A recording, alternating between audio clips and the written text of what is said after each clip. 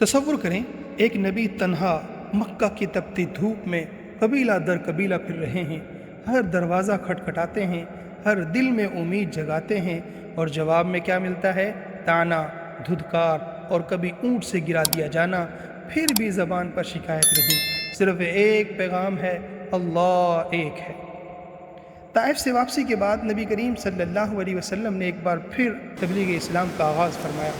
حج کا زمانہ تھا، عرب کے مختلف قبائل مکہ میں جمع ہوتے، حضور صلی اللہ علیہ وسلم ان قبائل کے پاس خود جاتے، ان کے خیموں میں، ان کے اجتماع میں، اور دین حق کا پیغام دیتے۔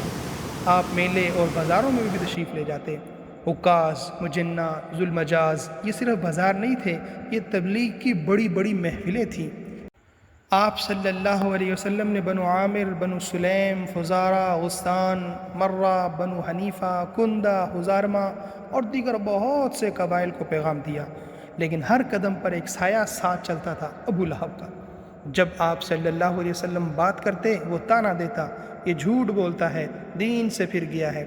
بنی حنیفہ نے تو یہاں تک کہہ دیا، ہمارے پاس مسیلمہ کذاب ہے، ہمیں تمہاری کیا ضرورت؟ جب آپ صلی اللہ علیہ وسلم نے بنو عامر کو اسلام کی دعوت دی تو بحیرہ بن فراس نامی شخص نے سوال کیا، اگر ہم مسلمان ہو جائیں، آپ کو کامیابی ملے تو خلافت ہمیں ملے گی؟